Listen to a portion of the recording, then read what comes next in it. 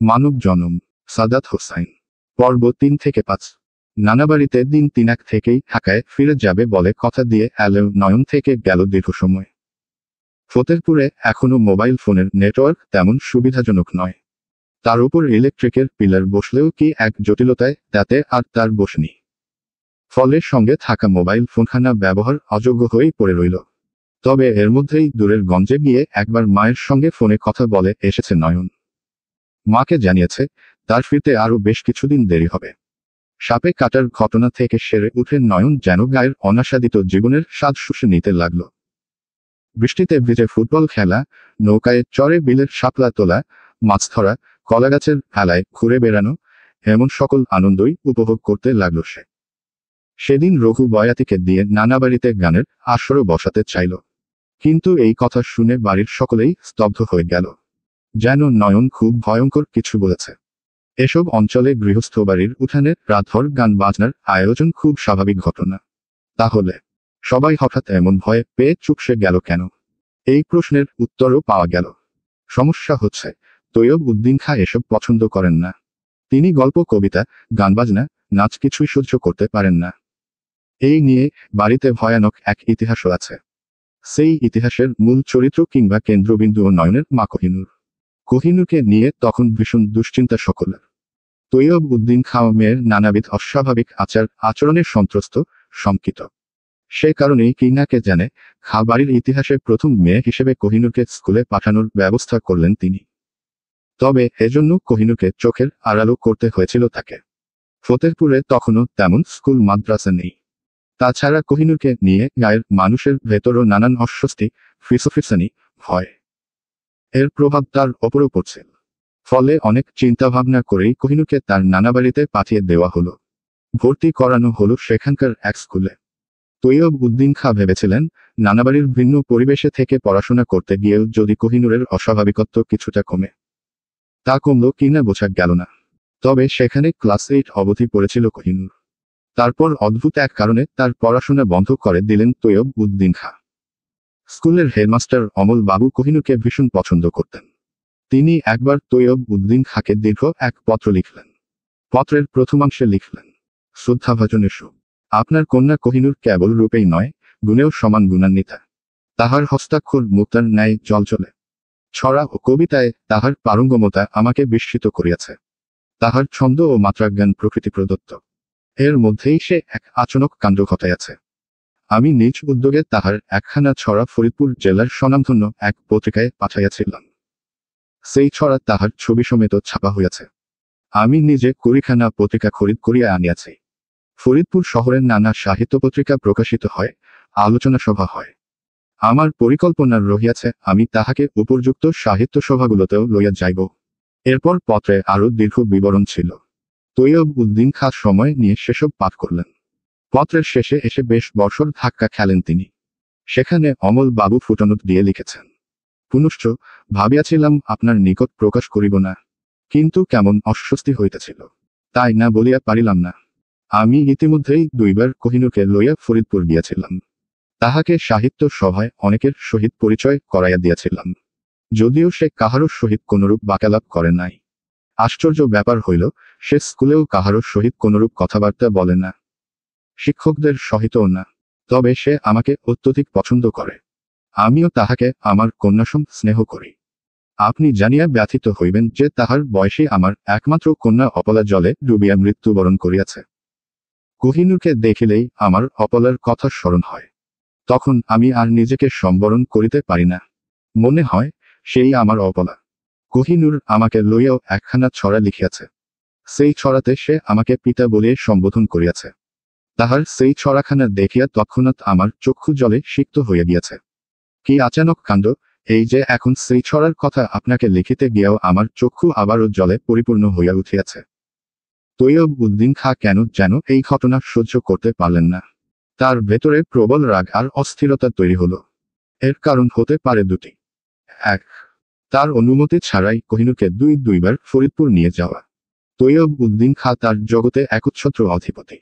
সেখানে তার অনুমতি ছাড়া গাছের পাতাটি অবধি নড়ে না। অথচ কোহিনূর, যে কিনা তার প্রাণাধিক প্রিয় কন্যা, তাকে কোনো অনুমতি ছাড়াই অতদূরে নিয়ে যাওয়া হয়েছে গান কবিতার জন্য। এ ভয়াবহ ধৃষ্টতা। তৈয়ব উদ্দিন খাঁ ধৃষ্টতা সহ্য করার মতো মানুষ নন। তার ঠান্ডা চোখের সামান্য দৃষ্টিতেই 10 গ্রামের মানুষ থরথর করে কাঁপে। অথচ সেই তার কন্যাকেই কিনা সামান্য এক স্কুল মাস্টার কোনো ধরনের অনুমতি ছাড়াই অতদূর শহরে নিয়ে গিয়েছিল। এ নিঃসন্দেহে ভয়াবহ এক অন্যায়। 2. অমলবাবুর প্রতি কোহিনূরের আসক্তি। তৈয়ব উদ্দিন খাঁ পাথরের মতো নিরেট কঠিন মানুষ। সহসা কারো প্রতি স্নেহ, ভালোবাসা, মমতা অনুভব করেন না, কিংবা করলেও তা কখনো প্রকাশ করেন না। নিজের ভেতর রেখে দেন। কিন্তু তার সেই পাথুরে অনুভূতির পৃথিবীতে কোহিনূর যেন আবির্ভূত হয়েছে শীতল সর্বপ্লাবী মায়াময় এক ঝর্ণা হিসেবে, যার স্পর্শে, দর্শনে, অনুভবে তিনি ভেজা মাটির মতো নরম হয়ে যান। ভালোবাসার তৃষ্ণা অনুভব করেন। অথচ সেই মেয়েই কিনা কোথাকার কোন শিক্ষককে পিতা জ্ঞান করে, তাকে ভালোবেসে কবিতা অবধিও লিখে ফেলেছে। এমনকি তার সঙ্গে অতদূর ফরিদপুর শহরে পর্যন্ত গিয়েছে। তৈয়ব উদ্দিন খাঁ খামখেয়ালি, রাগী, একগুঁয়ে স্বেচ্ছাচারী মানুষ। কারো কথা তিনি শোনেন না, কারো কথায় চলেন না, বরং তার কথায় সকলের সন্ত্রস্ত হয়ে থাকে। ফলে বিষয়টা তিনি স্বাভাবিকভাবে গ্রহণ করতে পারলেন না। সেই দিনই লোক পাঠিয়ে কোহিনূরকে বাড়ি নিয়ে এলেন এবং তার লেখাপড়াও বন্ধ করে দিলেন। কোহিনূর অবশ্য কোনো প্রতিবাদ করেনি। সে আবার একা একা তার জগতে ঢুকে গেল।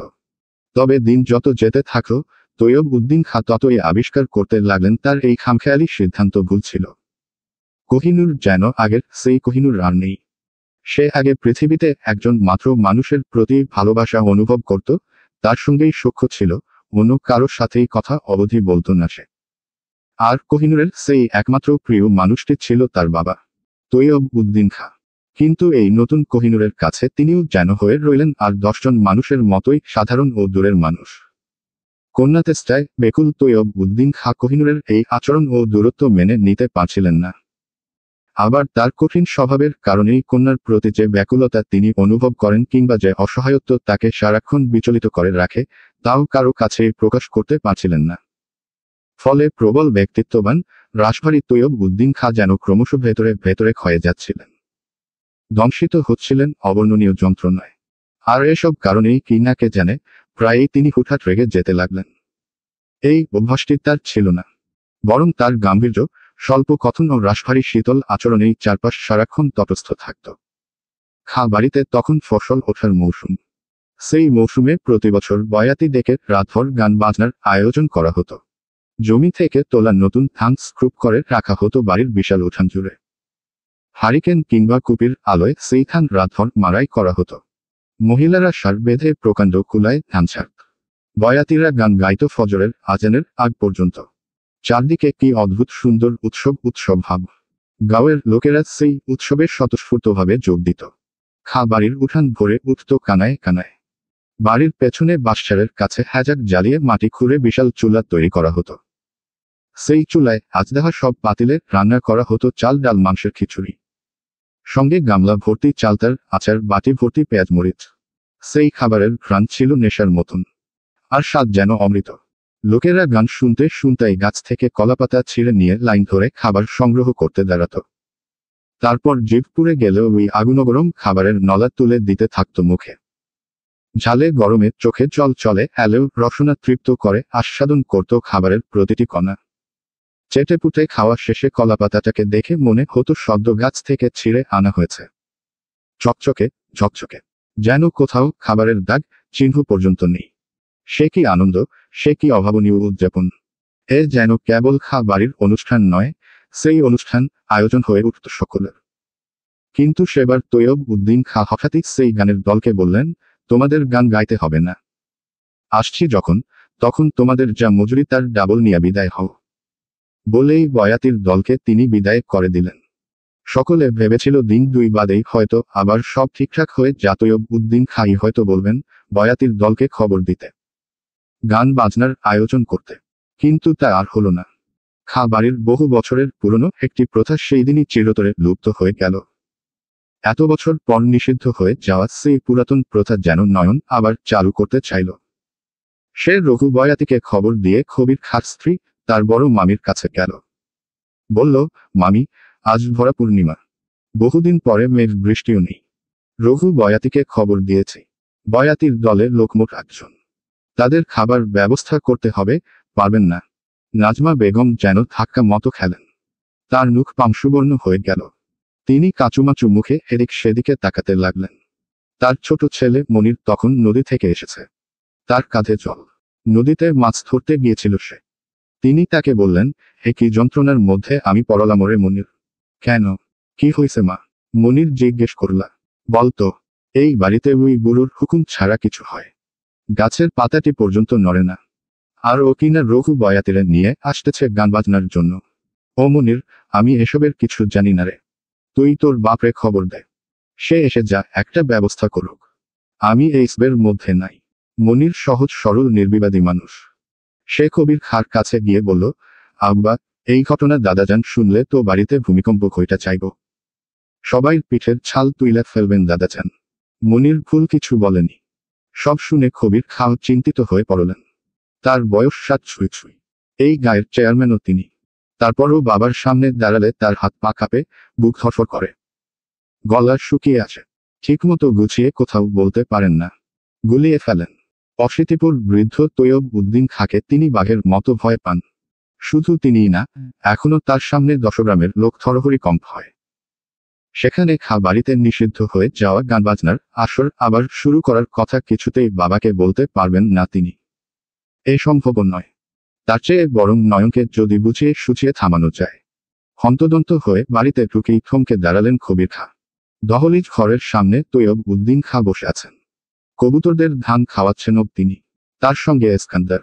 সে ধানের বাটি হাতে দাঁড়িয়ে আছে পাশে। সমস্যা হচ্ছে, এখন কিছুতেই বাবার মুখোমুখি হতে চান না কবির খাঁ।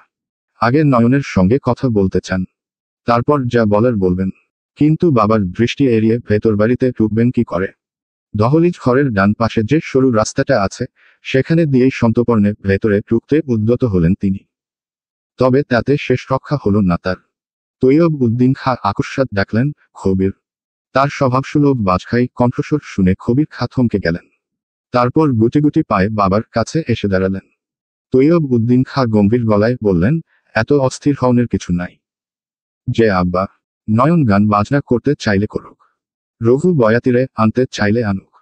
কবির খাঁ বাবার কথা শুনে হতভম্ব হয়ে গেলেন। তবে সেটি প্রকাশ করলেন না। বরং মৃদু গলায় বললেন, যে আব্বা। তৈয়ব উদ্দিন খাঁ আর কথা বললেন না। মাগরিবের আজান অবধি কবুতরকে ধান খাওয়ালেন তিনি। আর এই পুরোটা সময়ে তার পেছনে দাঁড়িয়ে রইলেন 7 ছুঁই ছুঁই কবির খাঁ। তার বড় পুত্র, ফতেহপুর ইউনিয়নের চেয়ারম্যান। কিন্তু একবারের জন্য তিনি তার বাবাকে সাহস করে জিজ্ঞেস করতে পারলেন না যে তিনি কি চলে যাবেন, নাকি দাঁড়িয়েই থাকবেন বাবার পাশে। দহলিজ ঘরের সামনে, বাড়িতে ঢোকার টিনের কাছে তখন অদ্ভুত এক দৃশ্য। সেই দৃশ্য কেউই খেয়াল করল না। সেখানে এক রূপবতী তরুণী দাঁড়িয়ে আছে। তার চোখ ভর্তি মায়া, কৌতূহল। কিন্তু তাকে দেখে মনে হচ্ছে না সে এই গায়ের কেউ। বরং মনে হচ্ছে সে শহর থেকে এসেছে। কিন্তু এই সন্ধ্যাবেলা কিভাবে একা একা এত দূরের এই অজপাড়া গায়ে চলে এসেছে সে? কি তার পরিচয়? কেন এসেছে সে? তরুণীকে দেখে অবশ্য মনে হচ্ছে না এসব প্রশ্নের উত্তর দেয়া নিয়ে সে বিন্দুমাত্র বিচলিত বা চিন্তিত। বরং তার চোখে মুখের রাজ্যের বিস্ময়। সে অসীম মুগ্ধতা নিয়ে ওই অশীতিপর রাগী, গম্ভীর, শীতল চোখের প্রৌঢ় মানুষটি এবং তার 7 ছুঁই ছুঁই বয়সের বড় পুত্রের অদ্ভুত সম্পর্কের রসায়ন দেখে অভিভূত হয়ে তাকিয়ে আছে। দেখে মনে হচ্ছে ছোট্ট এক শিশু তার রাগী, বাজখাই মেজাজের পিতার সামনে বড় কোনো অপরাধ করে ভয়ে জড়সড় হয়ে দাঁড়িয়ে আছে। দৃশ্যটা কি ভীষণ সুন্দর। আচ্ছা, কি ঘটনা এদের? কি হয়েছে? রাতভর গানের আসর হলো। আসরে আলো ছড়াল ঢাকা থেকে আসা সেই অচেনা তরুণী। তরুণীরা নাম হেমা। তাকে এই বাড়ির কেউ চেনে না। কিন্তু এ নিয়ে তাকে মোটেই ভাবিত মনে হলো না। বরং সে সন্ধ্যায় দহলিজ ঘরের সামনে এসে দাঁড়িয়ে খুব স্বাভাবিক গলায় তৈয়ব উদ্দিন খাঁকে বলল, নয়নের কাছে আপনার এত এত গল্প শুনেছি যে আপনাকে আমার আর অপরিচিত লাগছে না। বরং প্রথমবারের মতো হলেও আপনাকে দেখেই মনে হলো আমি যেন আপনাকে অনেক বছর ধরে চিনি। আপনি ফতেহপুরের বিখ্যাত তৈয়ব উদ্দিন খাঁ, তাই না? তৈয়ব উদ্দিন খাঁ সরু চোখে তাকালেন। তরুণী আরো কিছু বলতে যাচ্ছিল, কিন্তু তিনি তাকে সেই সুযোগ দিলেন না। গম্ভীর গলায় বললেন, শহর থেকে আসছো? ঢাকা। জি। অনেক দূর জার্নি কইরা এই গাঁও গ্রামে আসছো? যাও, বাড়ির ভিতরে যাও। এসকান্দার ও কবির খাঁ ভারী অবাক হলো। তবে কিছু বলল না। তরুণী যেহেতু নয়নের প্রসঙ্গ তুলেছে, তার মানে সে তার পূর্বপরিচিত। কিন্তু এই সময়ে এখানে সে কি করে? মাগরিবের আজান হচ্ছে। তৈয়ব উদ্দিন খাঁ উঠে দাঁড়ালেন। হাতের পাত্রখানা এসকান্দারের হাতে তুলে দিতে দিতে কবির খাঁকে বললেন, এরে ভিতর বাড়িতে নিয়ে যা। আর নয়ন কই? নয়নরে খবর দে। নয়নকে খবর দেওয়া হলো। হেমা উঠানের বা পাশের লিচু গাছতলায় চেয়ারে বসেছিল। নয়নকে দেখে খুব স্বাভাবিক ভঙ্গিতে হাসল। তারপর দুষ্টুমির ভঙ্গিতে বলল, এ কি অবস্থা তোমার? এ কদিনেই তো দেখি সোনা পুরে খাঁটি হয়ে গেছে। নাকি খাক? ঘটনা কি? নয়ন জবাব দিল না। হেমার এমন বহু পাগলামির সাক্ষী সে। কিন্তু তারপরও তার আজকের এই উপস্থিতি ভীষণভাবে চমকে দিয়েছে। নয়ন বলল, তুমি আমাকে চমকে দিয়েছ হেমা। তাই? হুম। আমার তো ধারণা তুমি সহজে চমকাও না। সহজে তো চমকাইনি। তাহলে? কঠিনে চমকেছি। হেমা হাসল, কঠিন কি? এতটা দুর্গম পথ পাড়ি দিয়ে এখানে আসা। আমার সত্যি বিশ্বাস হচ্ছে না। হেমা হেয়ালির ভঙ্গিতে বলল, মনেরে আজ কহ যে, ভালো মন্দ যাহাই আসুক, সত্তরে লও সহজে। আমার না, কবিগুরুর কথা। কি করে এলে? হেমা চকিতে একবার চারপাশটায় দৃষ্টি বোলাল। তারপর বলল, আমার ইউনিভার্সিটির একটা ফিল্ডওয়ার্ক ছিল ফরিদপুরের ওই দিকে। সেখানেই এসেছিলাম। তারপর হঠাৎই মনে হলো, তোমাকে চমকে দিই। বলে ভুরু নাচিয়ে হাসল সে। নানাজানের সাথে দেখা হয়েছে? হয়েছে। আচ্ছা। বলে সামান্য চুপ করে রইল নয়ন। সে খানিক চিন্তিত। হেমার এভাবে এখানে চলে আসাটা মোটেই ঠিক হয়নি। সে নিজে এতকাল পরে ফতেহপুর এসেছে। এ বাড়ির সঙ্গে মায়ের আড়াল হয়ে যাওয়ার সম্পর্কটাও যেন তাতে খানিক জোড়া লাগতে শুরু করেছে। কিন্তু হেমার এমন অভাবিত আগমন তাতে বিরূপ কোনো প্রভাব ফেলবে কি না কে জানে। এখানকার কারোই বিষয়টা সহজভাবে নেওয়ার কথা না। কিন্তু তৈয়ব উদ্দিন খাঁর সাথে হেমার দেখা হয়েছে জেনে নয়ন বেশ কৌতূহলী হয়ে উঠল। বলল, নানাজান কিছু বলেছেন? হ্যাঁ। কি বলেছেন? দহলিজ ঘরের সামনে তৈয়ব উদ্দিন খাঁর সঙ্গে তার দেখা হওয়ার ঘটনা খুলে বলল হেমা। নয়ন খানিক অবাক হলেও কিছু বলল না। রাতে বহুকাল পর খা বাড়িতে গানের আসর বসল।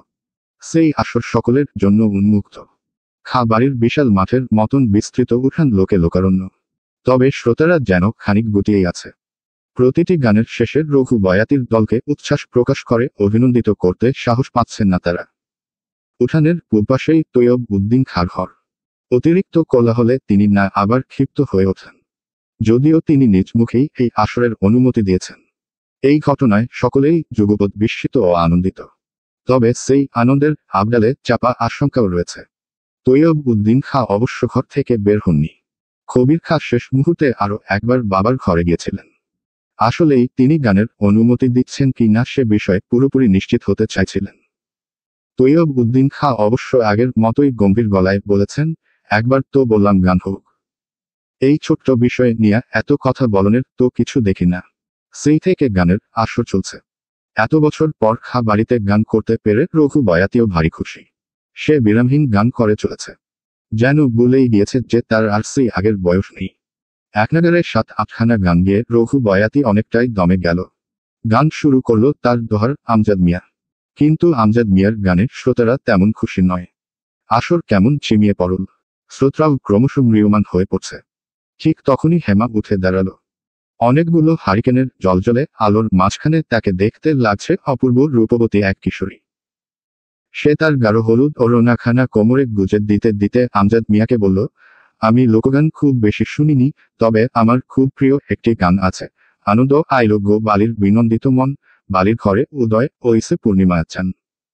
আপনি এই গানটিতে বাজাতে পারবেন? আমজাদ মিয়া গলা শক্ত করে বলল, পারবো না কেন? অবশ্যই পারবো। আমজাদ মিয়া বাজনা শুরু করল। সেই বাজনার তালে তালে সুর তুলল হেমা।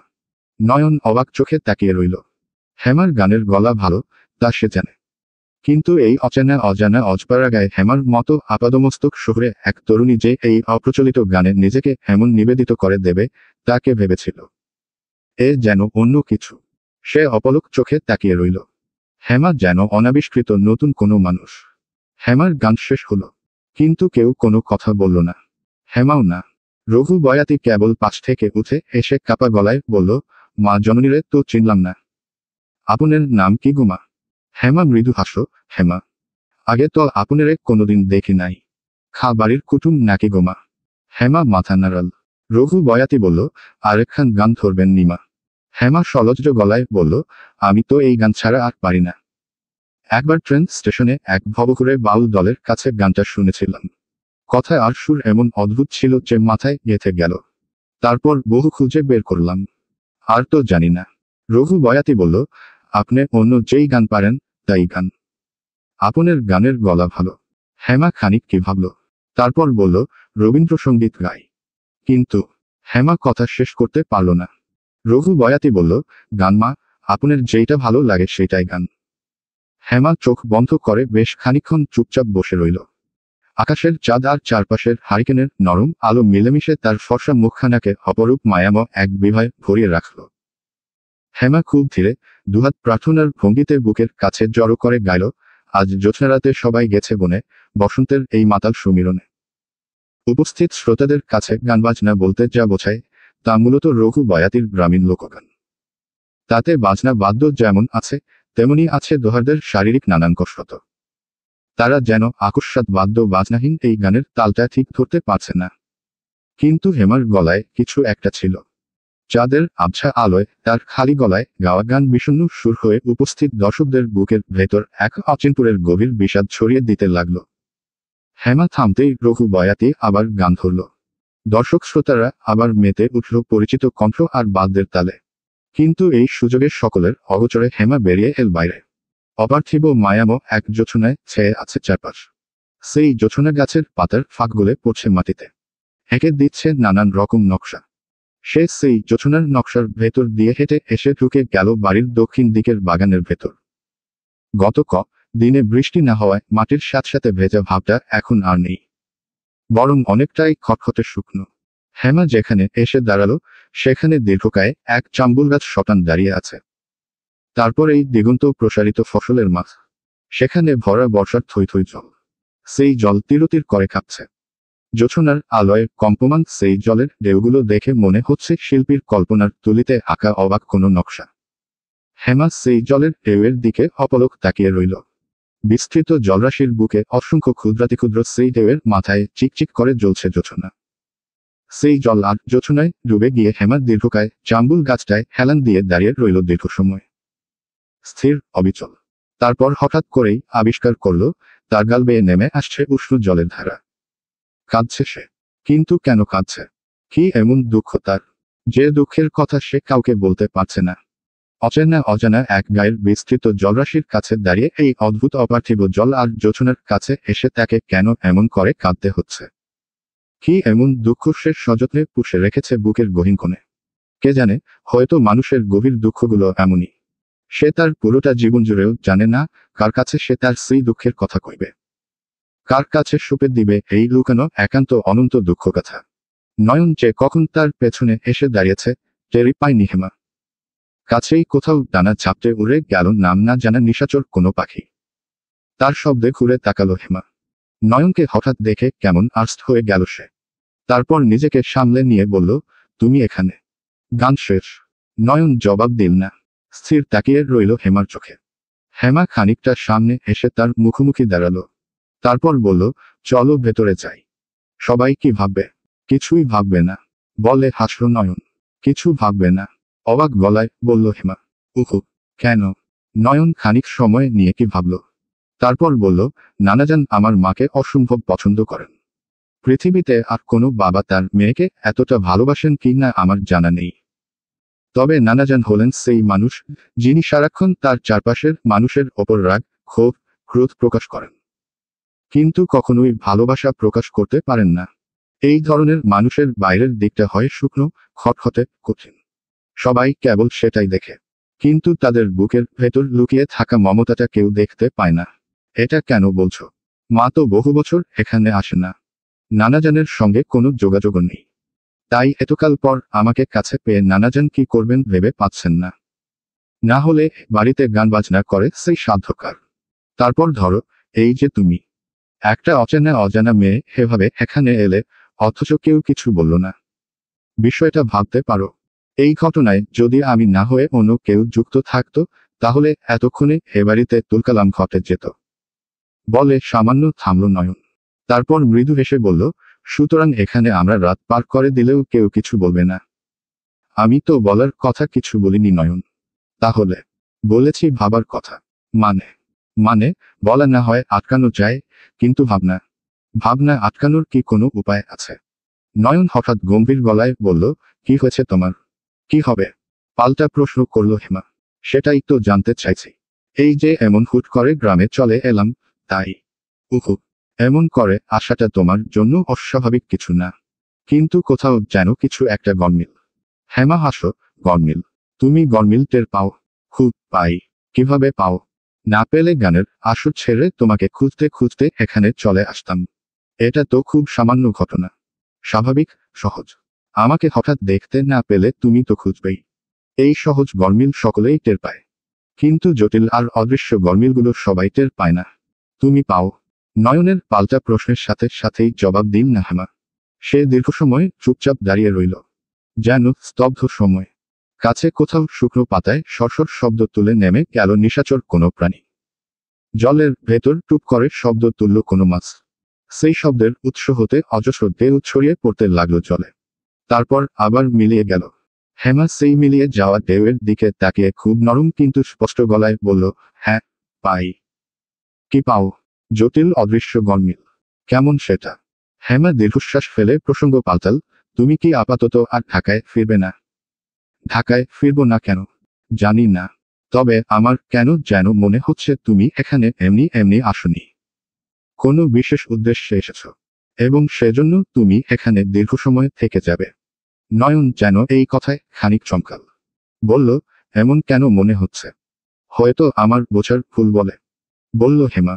তবে আমি দীর্ঘদিন থেকেই টের পাচ্ছিলাম, ভেতরে ভেতরে কিছু একটা চলছে তোমার।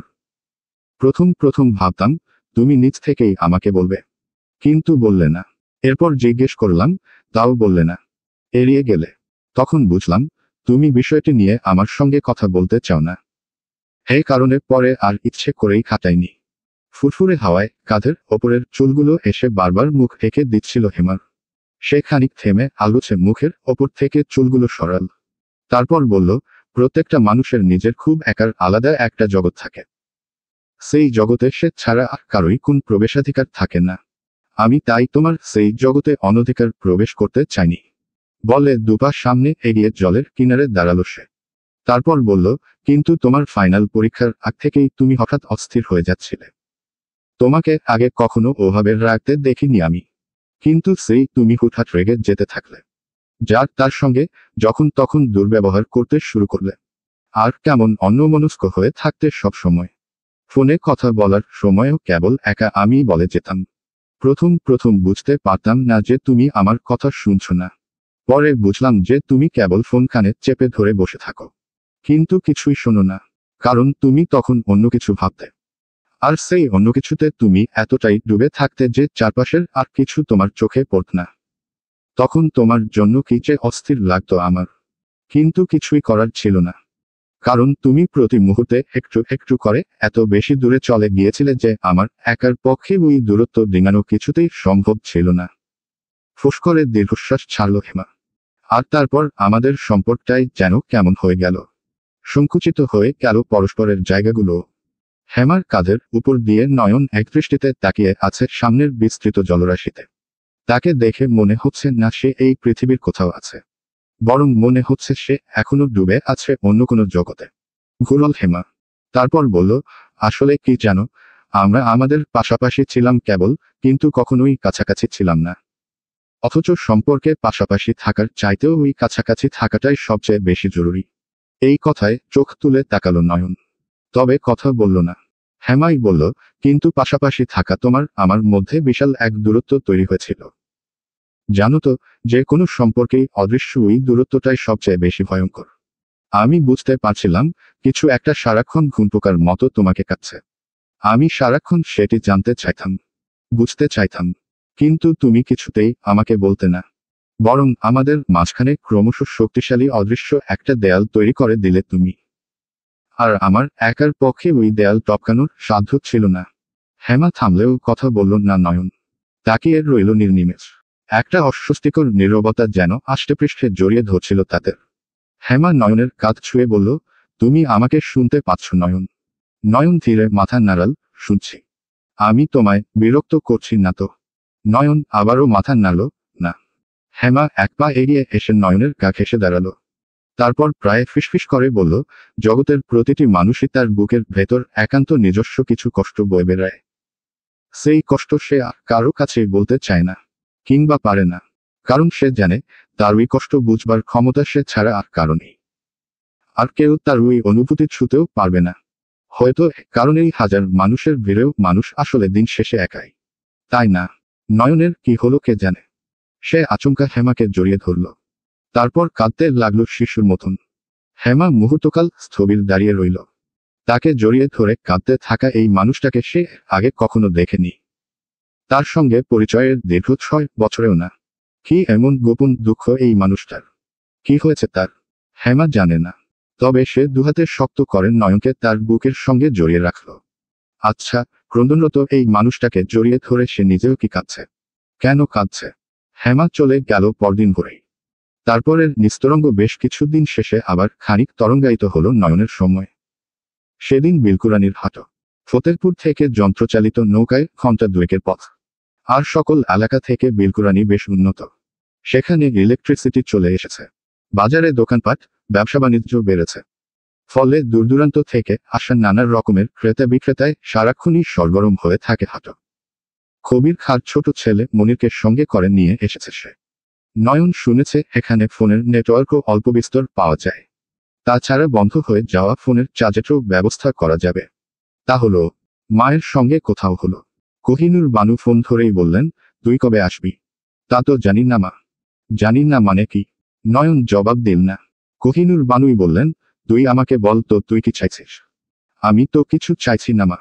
না চাইলে তুই আমাকে না বলেই ফতেহপুর গেলি কেন? তারপর আবার গিয়েই জানালি যে দিন 2-এর মধ্যে ফিরে আসবি। অথচ তারপর থেকে তোর সাথে আমার আর কোনো যোগাযোগ নেই। কয়েকদিন পরপর এখান সেখানে থেকে ফোন দিয়েই আবার উধাও হয়ে যাস। ঘটনা কি?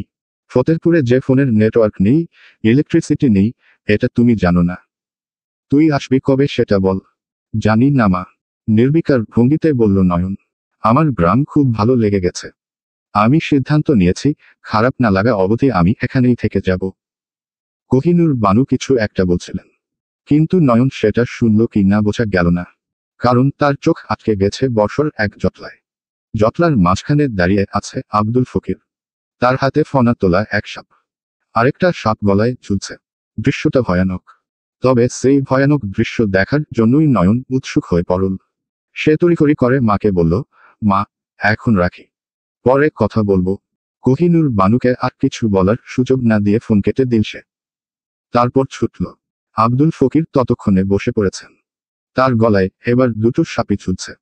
তবে সাপগুলো এখন আর ফনা তুলে ফুসফুস করছে না। বরং অনেকটা নিস্তেজ হয়ে দড়ির মতন ঝুলে আছে। সামনে কতকগুলো কাঠের বাক্স। নানান রকমের ভেষজ ওষুধ। বাক্সগুলো সম্ভবত সাপের। জুলফিকার উপস্থিত দর্শকদের উদ্দেশ্যে সুর করে কথা বলছে, মুসলমান ভাইদের উদ্দেশ্যে আমার সালাম, হিন্দু ভাইদের উদ্দেশ্যে নমস্কার। আপনেগো সামনে আইজ যিনি উপস্থিত হয়েছেন, তারে আপনারা সকলেই এক নামে চেনেন। তিনি হইলেন কালনাগিনীর জম, নাগনাগিনীর ভ্রম, স্বীয় পায়ে সর্প অর্পণ, 700 সর্প মন্ত্রে কর্তন, নাগিনীর চোখ তাহার দর্পণ, তিনি মানববীর। বলেন, কে তিনি? বলেন, বলেন, বলেন। কে তিনি? তিনি, তিনি আব্দুল ফকির, তিনি আব্দুল ফকির। উপস্থিত জনতা সমস্বরে জবাব দিল। সঙ্গে তুমুল করতালির শব্দে চারদিক মুখরিত হয়ে উঠল। আব্দুল ফকিরের পাশেই 13-14 বছরের শীর্ণকায় এক কিশোর যশোর ভঙ্গিতে বসেছিল। জনতার করতালির শব্দ মিলিয়ে যাওয়ার আগেই সে লাফ দিয়ে দাঁড়িয়ে গেল। তার পায়ে নর্তকীদের মতন ঘুঙুর বাঁধা। সে সেই ঘুঙুরের শব্দ তুলে কোমর থেকে একখানা বাঁশি বের করল। এই বাঁশির নাম বিন। আব্দুল ফকির ইশারা করতেই সে সেই বিন বাজাতে লাগল। বিস্ময়কর দম তার। কিশোরের গলার শিরাগুলো বিভৎস ভঙ্গিতে টানটান হয়ে ফুলে উঠলেও তার বিনের সম্মোহনী সুরে সকলে বুঁদ হয়ে রইল।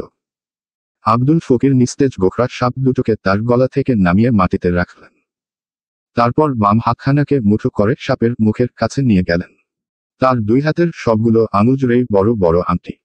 তিনি সেই আংটি দিয়ে বার কয়েক দ্রুতগতিতে সাপের মুখে মৃদু আঘাত করলেন। আর সঙ্গে সঙ্গেই যেন সাপগুলো আবার ফুঁসে উঠল। ছেলেটি হঠাৎ অর্ধনমিত হয়ে কুনিশ করার ভঙ্গিতে সাপগুলোর সামনে শরীর বাঁকিয়ে নাচতে লাগল। নাচের সাথে সাথে সে তার বাঁশি ধরা হাতখানাকেও ছন্দের তালে তালে দোলাতে থাকল। উপস্থিত জনতা যেন সেই সুর আর ছন্দে বুঁদ হয়ে রইল। নয়ন আর মনিরও তাদের সঙ্গে দাঁড়িয়ে আছে। তারা হঠাৎ অবাক হয়ে দেখল ওই নিস্তেজ সাপ দুটো এবার ফনা তুলে দাঁড়িয়েছে। শুধু যে দাঁড়িয়েছে তাই না, বরং ওই বাঁশির সুরে সুরে যেন ক্রমশ আরো উঁচুতে উঠছে তারা। শিশু ছেলেটির বাঁশির সুর আর ছন্দে সাপ দুটিও যেন মোহনীয় ভঙ্গিতে নাচছে। মনির হঠাৎ ফিসফিস করে বলল, দেখছেন ভাইজান, এই হইল আব্দুল ফকির। সাপ খুব তারে আজরাইলের মতন ভয় পায়। সে যাকো তাই শুনে। সে যদি আন্ধার রাইতেও রাস্তা দিয়ে হাঁটা যায়, আশপাশে সাপ খুব থাকলে যে যেদিকে পারে পলাই যায়। দেখছেন কেমনে মাজা দুলাইয়া নাচতেছে, কি আচানক কাণ্ড দেখছেন ভাইজান। নয়ন কথা বলল না। মনিরই আবার বলল, দেখলেন না সেই দিন আপনেরে কেমনে বাঁচাই তুলল সে। আপনি মরা মানুষ, সেই মানুষটারে কেমনে তোলে দুইটা বাড়ি দিয়ে যাতা বানাই দিল। কি আচানক কাণ্ড। নয়ন এবারও কথা বলল না। সে এক দৃষ্টিতে তাকিয়ে আছে আব্দুল ফকিরের দিকে। আব্দুল ফকির হঠাৎ উঠে দাঁড়ালেন। তারপর গম্ভীর গলায় বললেন, আপনারা এইখানে আসছেন সাপের খেলা দেখতে। ভালো কথা। এই যে বাক্সগুলান দেখতেছেন, এইগুলানের সব কয়টা সাপে ভর্তি। নানান জাতের বিষধর সব সাপ। আজ সবই আপনাকে দেখাবো, কিন্তু তার আগে একখান কথা। কি কথা? ভিড়ের মধ্য থেকে কয়েকজন বলল। এই যে বাইসাইকেল, সকলের বাড়িঘরে পানি উঠতেছে, খালবিল নদীনালা মাঠঘাট সব ডুইবা যাইতেছে। এতে যে মহাবিপদ আইতেছে ঘরে ঘরে, সেই খেয়াল আছে। আব্দুল ফকিরের কথা বলার ভঙ্গিতে বিশেষ কিছু একটা আছে। শরীর জুড়ে শিরশিরে অস্বস্তিকর এক অনুভব হয়। কিন্তু কথা শেষ না হওয়া অবধি চলে যাওয়া যায় না, বরং সম্মোহিতের মতন দাঁড়িয়ে থাকতে হয়। নয়ন আর মনিরও দাঁড়িয়ে রইল। আব্দুল ফকির বললেন, সাপ এই পানিতে যাইব কই? পানিতে তো আর থাকতে পারবো না। এই জন্য তাদের এখন যাওনের জায়গা একটাই। বলেন কই? কই? লম্বা মতো লোকটা জিজ্ঞেস করল। আপনের ঘরের মাচা। প্রশ্নকর্তার উদ্দেশ্যে ভয়ানক গলায় কথাটা বললেন আব্দুল ফকির। লোকটা মুহূর্তেই চমকে ফ্যাকাশে হয়ে গেল। সে শুকনো মুখে টোক গিলতে গিলতে বলল, কি বলেন ফকির সাহেব? আমার ঘরের মাচা। আব্দুল ফকির যেন ইচ্ছে করেই লোকটাকে ভয় দেখালেন। ফলে সঙ্গে সঙ্গেই আবার তাকে আশ্বস্ত করার ভঙ্গিতে বললেন, খালি আপনের একলার না। এই সাপের এখন যাওনের জায়গা হইল গৃহস্থবাড়ির ঘর। গৃহস্থবাড়ির লোকজনের ঘরের চকির তলা, ধান চাউলের গোলা। ওই দিন শুনলাম কেরামতগঞ্জের ইউনুস মুন্সির পোলারে সাপে কামড়াইছে। সে ঘুমায় আছিল বিছানায়, আচুক্কা দেখে পিঠের নিচে ঠান্ডা ঠান্ডা কি জানি লাগে। হাত দিয়া দেখে সাপ, ততক্ষণে দিছে কামড়। আমারে খবর দিছে দুপুর বেলা। যাইতে যাইতে সন্ধ্যা। বাঁচান বড় মুশকিল আছিল। তয়ে শ্বাস যতক্ষণ থাকে, আল্লাহ রসুলের দয় আব্দুল ফকির ততক্ষণ পর্যন্ত সাপে কাটা রুগীরে জমের হাতে ছাড়ে না। এই কথা তো আপনারা সকলে জানেন। কি জানেন না? প্রশ্নটা করেই দম নেওয়ার জন্য খানিক থামলেন আব্দুল ফকির। লোকজন আবারও সমস্বরের চিৎকার করল। পাশ থেকে জুলফিকার বলল, খালি দম থাকলেই বাঁচাইতে পারেন কাকু, দম না থাকলে বাঁচাইতে পারেন না। জুলফিকারের এই প্রশ্নে উপস্থিত জনতা যেন আচমকা থম মেরে গেল। আব্দুল ফকির সম্পর্কে তারা নানান কথা শুনেছে, কেউ কেউ প্রত্যক্ষও করেছে। সেসব কথার বেশিরভাগই অবিশ্বাস্য কিংবা ভয়ঙ্কর, নিষিদ্ধ রোমাঞ্চকর অনুভূতিতে ভরপুর। কিন্তু মৃত মানুষকে প্রাণদানের মতো বিষয়ে একমত হওয়া ঠিক হবে কি না এ বিষয়ে তারা সিদ্ধান্ত নিতে পারছে না। তাছাড়া ধর্মীয় বিশ্বাসের সঙ্গেও বিষয়টা সাংঘর্ষিক। ফলে কেউ কোনো কথা বলল না, বরং পুরো পরিবেশটাই হঠাৎ যেন গা ছমছমে হয়ে উঠল। সকলেই জুলফিকারের মুখে পরের কথাটি শোনার জন্য রুদ্ধশ্বাসে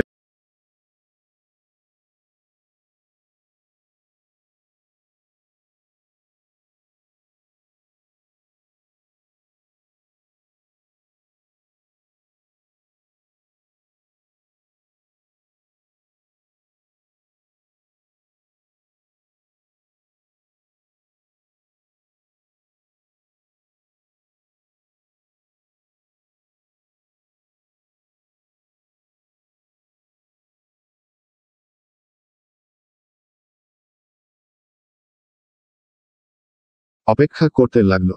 শুনেন মিয়ারা, জুলফিকার বলতে শুরু করল। আব্দুল কাকু নিজে তার ঘটনা বলতে চান না, শর্মিন্দা হন। তয়ে আমার মুখে শুনেন। আপনারা তো সকলে ফতেপুরের খা বাড়ি চেনেন, কি চেনেন না? হুম, মৃদু শব্দ উঠলেও সকলেই অপেক্ষা করছে পরের ঘটনা শোনার জন্য। সেই বাড়ির তৈয়ব উদ্দিন খারে চেনে না এমন মানুষই দাসে আছে? নাই। সেই দিন ঝড়বৃষ্টির রাত। হঠাৎ খা বাড়ির তন খবর আইলো তৈয়ব খান নাতি সাপের কামড়ে মারা গেছে। নাতি বিরাট ডাক্তার, থাকে ঢাকার শহর। গ্রামে আইছে বুড়া নানারে দেখতে। আয়সা দিনের বেলা সাপের কামড় খাইছে। কি করব? কোন ডাক্তারের কাছে নিব? এইসব ভাবতে ভাবতে হইছে রাত। ততক্ষণে রোগী তো মইরা শ্বাস প্রশ্বাসও বন্ধ। মরা লাশ আর কি। সবাই কান্নাকাটি করতেছে। সেই সময় তৈয়ব উদ্দিন খা তার বড় পোলা কবির খারে ডাইকা বলল, ডাক্তার ফাক্তার বাদ দে। আমার নাতিরে যদি কেউ বাঁচাইতে পারে তয় পারব একমাত্র আব্দুল ফইর। যা অহনি তারে আনতে লোক পাঠা। অহনি লোক আসলো মাঝ রাইতে। আমরা গেলাম পরদিন বেলা। সাপে কাটার রোগী এতক্ষণ বাঁচে? আপনারাই কন বাঁচে? তুমুল উত্তেজনায় রুদ্ধশ্বাস তাকিয়ে থাকা মানুষগুলো এবার যেন দম ছাড়ার ফুরসত পেল। তারা সমস্বরে বলল, না, বাঁচনের কথা না। জুলফিকার ম্লান গলায় বলল, বাঁচেও নাই। আহারে লাল টুকটুকা গায়ের রং পোলাটার। সাপের বিষে নীল হইয়া গেছে। মরা মানুষটা পইরা আছে বিছানায়। সবাই চিৎকুর দিয়া কাঁদতেছে। কেউ কেউ কোরআন শরীফ দোয়াদরুদ পড়তেছে। কিন্তু উপরে আল্লাহ আর নিচে ইল্লাহ। আব্দুল ফইর। সে গিয়া রুগীরে এক পলক দেখাই বললেন, রুগীরে উঠানে নামাও। ক্যালাগাছ পোতো। ক্যালাগাছের শরীরে যাবে রুগীর বিষ, আর সেই বিষে ক্যালাগাছ মরব। রুগী মরব না। এই রুগীরে আমি ছাড়ব না। যত বড় সাপের বিষে হোক, এই রুগীরে আমি ছাড়ব না। জুলফিকার সামান্য থেমে গলা পরিষ্কার করে গম্ভীর স্বরে বলল, আব্দুল ফইর সেই রুগীরেও জমের হাতে ছাড়েন নাই। দোলে দুইটা বাড়ি দিয়া মন্তর পড়ছেন। সাথে সাথে রুগী লাফ দিয়া উইঠা খাড়াইছে। কি মিয়ারা, কথা সত্য না মিথ্যা? সেই দিনের ঘটনা দেখছেন এমন কেউ কি নাই এখানে? কথা কন না কেন মিয়ারা? নাই কেউ এইখানে। ভিড়ের মধ্যে হইচই পড়ে গেল। সেই দিন খা বাড়িতে ছিল, নিজের চোখে সেই অলৌকিক ঘটনা প্রত্যক্ষ করেছে এমন দুজন লোক ভিড়ের মধ্য থেকে বেরিয়ে এল। তারা নিজের চোখে কি দেখেছে সেই ঘটনা বর্ণনা করল। উপস্থিত শ্রোতারা ঘটনা শুনে বিস্ময়াভিভূত চোখে আব্দুল ফকিরের দিকে তাকিয়ে আছে। তাদের চোখে একই সঙ্গে শ্রদ্ধা, ভয়, বিস্ময়। হইচই খানিক কমলে আব্দুল ফকির মৃদু গলা খাকারি দিয়ে বললেন, যাই হোক, এইসব কথা এত বলনের কিছু নাই। এইবার আসি আসল কথায়। আমার বয়স হয়েছে। এখন আর আগের মতন যখন তখন হাঁটা চলা, দৌড়ঝাঁপ করতে পারি না। সাপের বিষ নামাইতেও সব জায়গায় যাইতে পারি না। আপনারা শুনছেন কি না জানি না, এইবার এখন পর্যন্ত আমাদের এই অঞ্চলে 49 জনের সাপে কাটছে। সবখানে তো আমি যাইতে পারি নাই। তাই মারাই গেছে বেশি। তো বলেন, আপনাকেও কামড়াইলে কি দশা হইব? এই প্রশ্নের সকলেই আবার থুম মেরে গেল। আসলেই ফকির তো আর সব জায়গায় যেতে পারবেন না। তাহলে আব্দুল ফকির সময় নিয়ে বললেন, এখন আল্লাহ আমারে একটা ক্ষমতা দিচ্ছে, মানুষের উপকার করার ক্ষমতা। জানের মালিক আল্লাহ। আমি উছিলাম মাত্র। এখন সেই দায়িত্ব যদি আমি ঠিকঠাক পালন করতে না পারি তাইলে আমার আল্লাহর কাছে জবাবদিহিকরণ লাগবো না। লাগবো। আমি হইমু পাপী। এইটা আমি হইতে চাই না। এই জন্য আমি আল্লাহর নামে আপনাকেও কিছু সাহায্য করতে চাই। সকলে উৎসুক চোখে আব্দুল ফকিরের দিকে তাকিয়ে আছে। ফকির 2 কদম বা পাশে সরে গেলেন। তারপর মাটি থেকে একখানা কাচের বয়াম হাতে নিয়ে চোখের কাছে ধরলেন। বললেন, এই ওষুধ আপনাগো জন্য। এর ভিতরে যে গাছ কাছড়ার ছালবাকল দেখতে পাইতেছেন, এগুলা সাধারণ কোনো জিনিস না। এইগুলান সাপের জুম। আমার মন্ত্র পড়া। বাড়ির চারপাশে এই ছালবাকল পুইতা রাখবেন, ছিটাই দিবেন। শুধু তাই না, ঘুমানোর বিছানা বালিশ, চকির তলা, ধানের গোলা, টিনের চালে এগুলা যত্ন কইরা রাখবেন। দেখবেন, এক টুকরা ছাল যেখানে থাকবো, সেইখানে সাপ তো দূরের কথা, সাপের গন্ধ আইব না। আব্দুল ফকির কথা শেষ করতে না করতেই দর্শকদের মধ্যে শোরগোল শুরু হয়ে গেল। ফকির শান্ত গলায় বললেন, তাড়াহুড়ার কিছু নাই। আপনারা সবাই পাইবেন। ওই যে দেখেন, ওই বস্তা ভরা ছালবাকল আনা হয়েছে আপনাগো জন্য। জুলফিকার আর রতন মিল্লা এগুলা আপনাগো দিব। আপনারা যে যা পারেন কিছু টাকা পয়সা হাদিয়া দিয়ে যাবেন। বলেই জটলা থেকে বেরিয়ে যাচ্ছিলেন তিনি। তবে শেষ মুহূর্তে কি মনে করে আবার থামলেন। তারপর বললেন, আরেকখান কথা। অনেক সময়ই ফইরের ফিহিরে কাজ না হইলে ফুইরের দোষ হয়। সবাই বলে ফৈসাবে কোনো কামের না। কিন্তু কেউ হিসাব কইরা দেহে না, ফইরে যা কইছিল তা অক্ষরে অক্ষরে পালন করা হয়েছিল কিনা। ঠিক কি না? যে ফুইর সাব। শোনেন মিয়ারা, এই ছালবাকলা ছিটাইবেন ফজরের আজানের সঙ্গে সঙ্গেই। পরেও না, আগেও না। অজু কইরা পাক পবিত্র ধোয়া কাপড়ে। আর তখন পেট থাকবো খালি। এক গ্লাস পানিও খাউন যাইব না। মনে রাখেন এই সব কয়েকটা জিনিস খেয়াল রাখুন কিন্তু জরুরি। সামান্য এদিক সেদিকে হইলেও কিন্তু কাজ হইব না। কথাটা মনে রাখেন। বলেই জটলা ছেড়ে বেরিয়ে গেলেন তিনি। তারপরের কয়েক মিনিটে উপস্থিত দর্শকদের মধ্যে হুড়োহুড়ি লেগে গেল। তারা আব্দুল ফকিরের সেই আশ্চর্য ক্ষমতাধর বৃক্ষের ছালবাকল সংগ্রহের জন্য উঠে পড়ে লাগল। মাত্র কয়েক মুহূর্তেই কাচের বয়াম ও বস্তাখানা ফাঁকা হয়ে গেল। আর পরিপূর্ণ হয়ে উঠল জুলফিকারের হাতের টাকার থলেখানা। নয়ন আর মনিরও জটলা ছেড়ে বেরিয়ে এল। এখান থেকে সামান্য হেঁটে গেলেই বড় খাল। যদিও বর্ষার থই থই পানিতে সেই খাল এখন বিস্তীর্ণ ফসলের মাঠের সঙ্গে মিলেমিশে একাকার হয়ে গেছে। খালের পাড়ে অসংখ্য নৌকা বাঁধা। বিভিন্ন জায়গা থেকে নানান পণ্য নিয়ে এখানে সওদা করতে এসেছে দূরদূরান্তের মানুষ। মনির সেখানে উঁচু ঢিবির ওপর দাঁড়িয়ে বলল, ভাইজান, দেখলেন কারবার? একদম জাদুর মতন ঘটনা। একবার চিন্তা কইরা দেখেন তো, সেই দিন সে আপনের চোখের পলকে কেমনে মরা মানুষের রতন জাতা মানুষ বানায় দিল। কি আশ্চর্য ঘটনা। নয়ন তাকিয়ে আছে বিস্তৃত জলের ওপর ভেসে থাকা ধানগার দিকে। মৃদু দেবে ধানের ডগাগুলো তিরতির করে কাঁপছে। দেখে মনে হচ্ছে তাদের এই কম্পনেরও বুঝি নির্দিষ্ট কোনো ছন্দ আছে। তারা একই সঙ্গে ডগা নুয়ে প্রায় জল ছুঁই ছুঁই হয়ে যাচ্ছে। আবার পরক্ষণেই সাই করে দল বেঁধে উঠে যাচ্ছে। কি যে অদ্ভুত সুন্দর দৃশ্য। নয়ন সেদিকে আনমনা ভঙ্গিতে তাকিয়ে রইল। মনিরের মাছ নিয়ে বিপুল আগ্রহ। সে বলল, এই যে পানি দেখছেন ভাইজান, এই পানিতে কিন্তু বড় মাছ নাই। আছে ছোট মাছ। পানির রং দেখলেই বইলা দেয়া যায় কোন পানিতে কি মাছ আছে। আপনি তো দাদাজানের সাথে সেইভাবে কথাই বলেন না। দাদাজান আপনারে যে পছন্দ করে, আমারে যদি তার অর্ধেকও করতো তাইলে দেখতেন তার মাছ ধরনের সব কায়দা কানুন আমি শিখে ফালাইতাম। সে জনকালে যে কত মাছ ধরছে। আব্বার কাছে শুনছি দাও বটি দিয়া কোপাইয়া নাকি আইর বল ধরত। কিন্তু তারে তো আমি বাঘের মতন ভয় পাই। ভাইজান, আপনি কিন্তু দাদাজানের কাছে রতন মাছ ধরনের কিছু কায়দা কানুন চায় না আমারে বলবেন। নয়ন কথা বলল না। সে খালপাড়ের উঁচু ডিবি ধরে হাঁটতে শুরু করল। তার পেছনে মনির। ছেলেটা ভারী সহজ সরল, খানিক বোকাশোকাও যেন। ফলে তার বেশিরভাগ কথারই কেউ কোনো গুরুত্ব দেয় না। নয়নও দিল না। তারা দু চারখানা নৌকা পার হতেই হঠাৎ আব্দুল ফকিরকে দেখতে পেল। তিনি একখানা ছিওয়ালা নৌকার গলুয়ে ধ্যানের ভঙ্গিতে বসে আছেন। তার পেছনে দাঁড়িয়ে আছে শক্ত সামর্থ্য দুই যুবক। নয়ন মুহূর্তের জন্য থমকে গেল। তবে সঙ্গে সঙ্গেই আবার স্বাভাবিক ভঙ্গিতে হাঁটতে লাগল। মনির অবশ্য পেছনে থেকে তার বাহু চেপে ধরে ফিসফিসে গলায় বলল, ফুয়েসা ভারে বইছে। ভার কি? ভার মানে হইল গিয়া।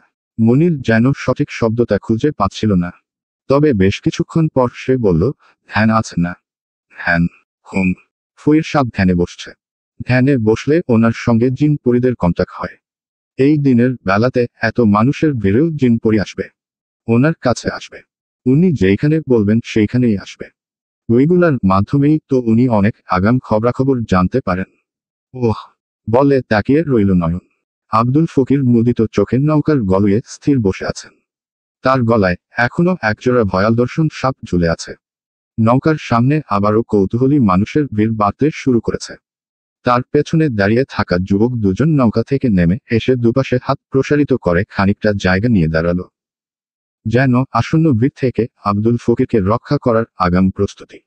স্কুল মাঠে ততক্ষণে ওষুধ বিক্রি শেষ হয়েছে। ফলে জুলফিকার আর শিশু ছেলেটিও চলে এসেছে। সন্ধ্যা নামতে খুব একটা বাকি নেই। পশ্চিম আকাশে অস্তগামী সূর্যের লাল আভায় রঙিন হয়ে ওঠা মেঘ দেখা যাচ্ছে। সেদিকে তাকিয়ে নয়ন ডাকল, মনির। যে ভাইজান। ফকির সাহেব এখন কি করবেন? মানুষ এখন ওনার কাছ থেকে নানান অসুখ বিসুখের দাওয়াই, পানিপড়া নিবে। ভবিষ্যতের বিপদ আপদ, বালামুসিবত সম্পর্কে জানতে চাইবে। কারো মায়ের বিয়ে হয় না, পোলা ঘুমের মধ্যে বিছানায় মতে, কারো ছেলে সন্তান হয় না, এইসব দাওয়াই চাইব। আচ্ছা। বলে ধ্যানমগ্ন আব্দুল ফকিরের দিকে তাকালো নয়ন। তার পাশে জুলফিকার দাঁড়িয়ে। সে কিছু একটা বলতে যাচ্ছিল। কিন্তু তার আগেই আব্দুল ফকির চোখ মেলে তাকালেন।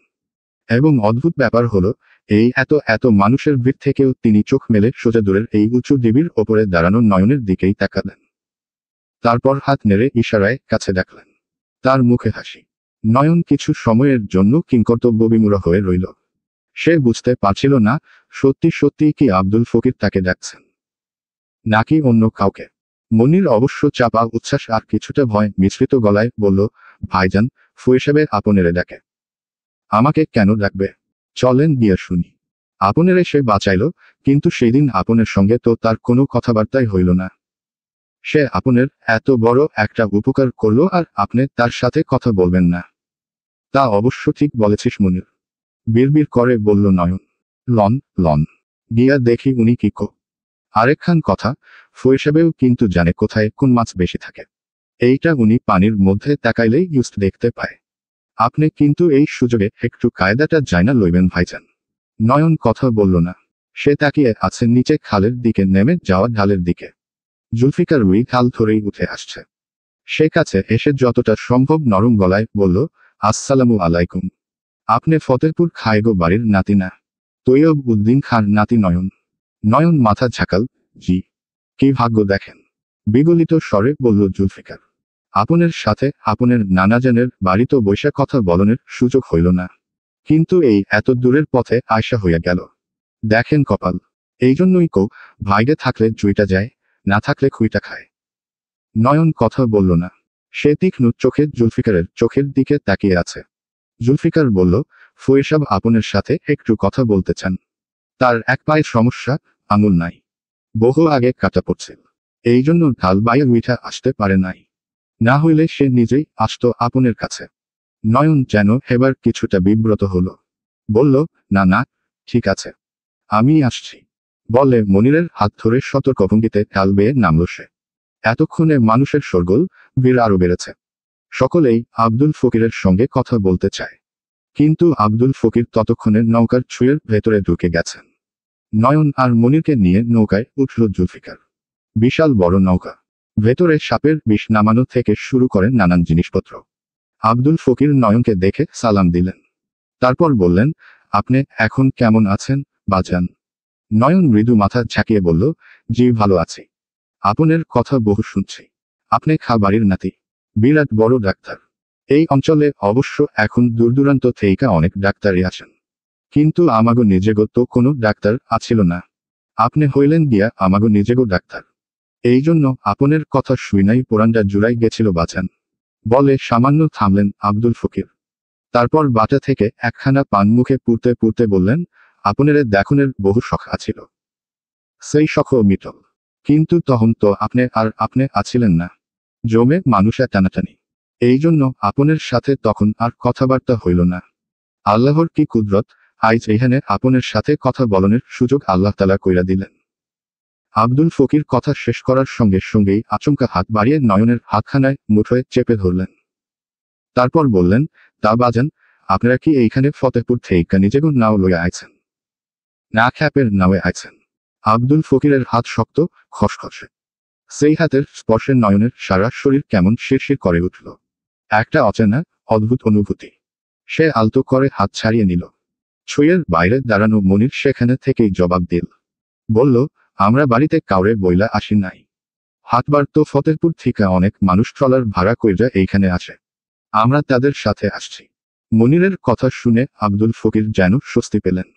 তিনি নয়নের দিকে তাকিয়ে হাসিমুখে বললেন, তাইলে আর চিন্তা কি?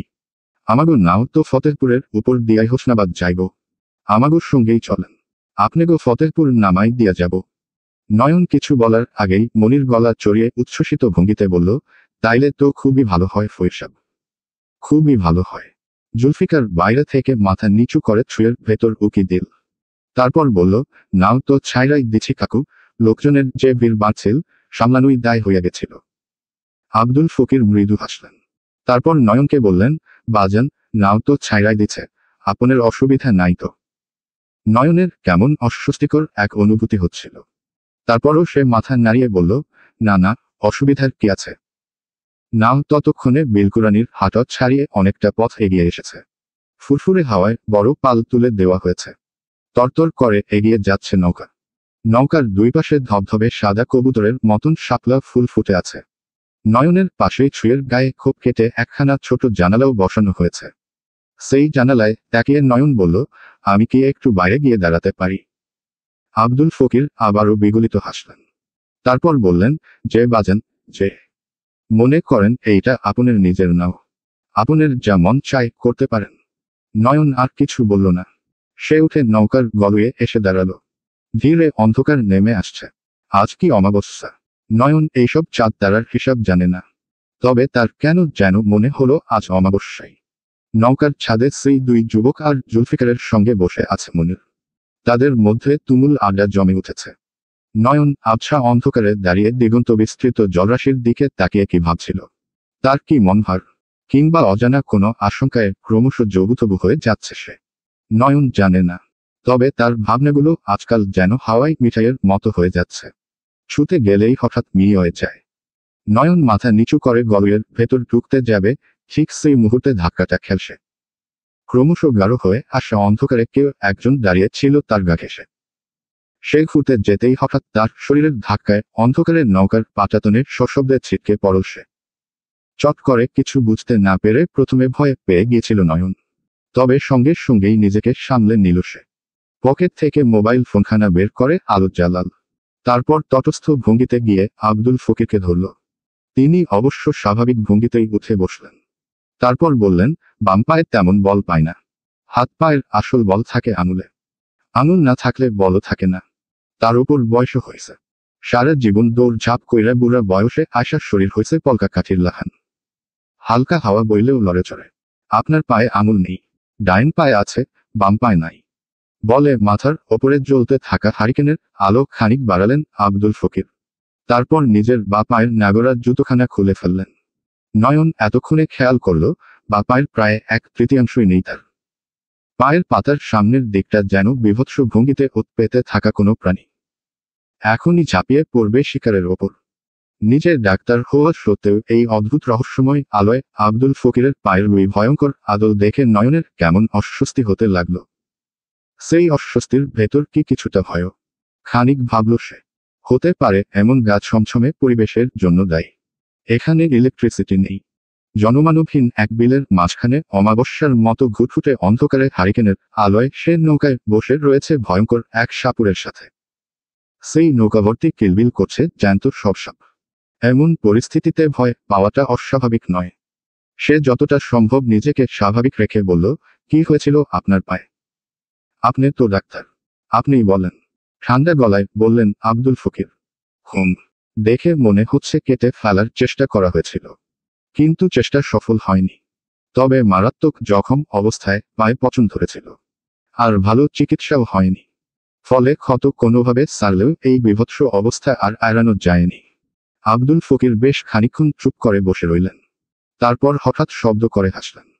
নয়নের মনে হলো, আপাতদৃষ্টিতে নিরীহ সহজ এই মানুষটির ভেতর ধরতে না পারা অতিপ্রাকৃত ভয়ঙ্কর কিছু লুকিয়ে আছে, যা তার চারপাশ জুড়ে প্রবল অস্বস্তি কিংবা ভয় তৈরি করে রাখে। হয়তো কারণেই নির্দর্শন এই হাসিতেও নয়নের গায়ে কাঁটা দিয়ে উঠল। আব্দুল ফকিরের পানখাওয়া এবড়োখেবড়ো কুচকুচে কালো দাঁত, লকলকে কৃষ্ণাভ জিভ আর জলজলে চোখের দিকে তাকিয়ে হঠাৎ শিউরে উঠল সে। বুকের ভেতরটা কেমন হিম হয়ে এল। যেন লোকটার হাসি শেষ হতে না হতেই সত্যি সত্যি ভয়ঙ্কর অতিপ্রাকৃত কোনো ঘটনা ঘটবে। আব্দুল ফকির হঠাৎ নয়নের কাছে সরে এলেন। তারপর ফ্যাসফেসে গলায় বললেন, ঠিক ধরছেন বাজান, একদম ঠিক। এই পাওখান একজন কোপ দিয়া কাইটটা ফালাইছিল।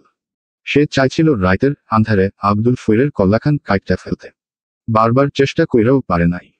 সে অবশ্য বলে যে সে নাকি আব্দুল ফকিরের কল্লাখানও কাইটা ফালাইছিল। কিন্তু রাইতের আন্ধারে যে আব্দুল ফকিরের কল্লা সে কাটছে, দিনের বেলায় লোকজন দেখল সেই আব্দুল ফকিরের শৈলের উপর কল্লাও আছে। কল্লার উপরে মাথাও আছে। কল্লা আর মাথা লইয়া আব্দুল ফকির ঠিকুঠিক ঘুইরা বেড়াইতেছে।